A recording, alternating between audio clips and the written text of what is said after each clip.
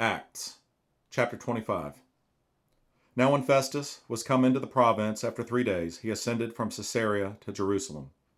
Then the high priest and the chief of the Jews informed him against Paul, and besought him, and desired favor against him, that he would send for him to Jerusalem, laying wait in the way to kill him. But Festus answered, that Paul should be kept at Caesarea, and that he himself would depart shortly thither.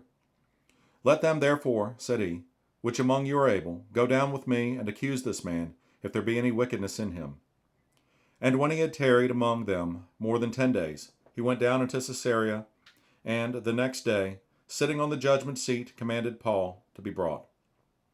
And when he was come, the Jews, which came down from Jerusalem, stood round about, and laid many and grievous complaints against Paul, which they could not prove.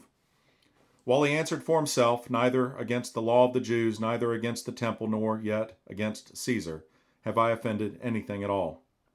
But Festus, willing to do the Jews a pleasure, answered Paul and said, Wilt thou go up to Jerusalem, and there be judged of these things before me?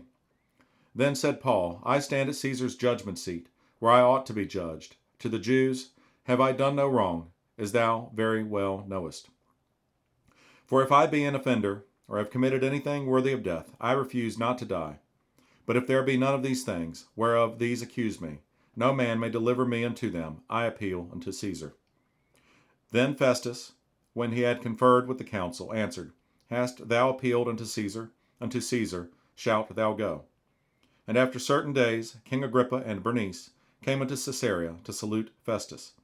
And when they had been there many days, Festus declared Paul's cause unto the king, saying, There is a certain man left in bonds by Felix, about whom, when I was at Jerusalem, the chief priests and the elders of the Jews informed me, desiring to have judgment against him.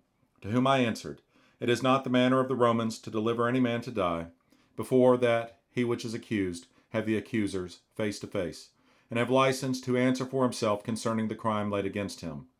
Therefore, when they were come hither, without any delay, on the morrow, I sat on the judgment seat, and commanded the man to be brought forth, against whom, when the accusers stood up, they brought none accusation of such things as I supposed, but had certain questions against him of their own superstition, and of one Jesus, which was dead, whom Paul affirmed to be alive. And because I doubted of such manner of questions, I asked him whether he would go to Jerusalem, and there be judged of these matters. But when Paul had appealed to be reserved unto the hearing of Augustus, I commanded him to be kept till I might send him to Caesar. Then Agrippa said unto Festus, I would also hear the man myself. Tomorrow, said he, thou shalt hear him. And on the morrow, when Agrippa was come, and Bernice with great pomp, and was entered into the place of hearing with the chief captains and principal men of the city, at Festus's commandment, Paul was brought forth. And Festus said, King Agrippa, and all men which are here present with us, ye see this man, about whom all the multitude of the Jews have dealt with me, both at Jerusalem and also here, crying that he ought not to live any longer.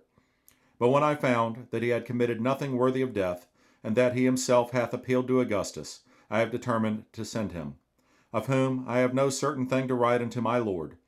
Wherefore I have brought him forth before you, and specially before thee, O King Agrippa, that after examination had, I might have somewhat to write. For it seemeth to me unreasonable to send a prisoner, and not withal to signify the crimes laid against him.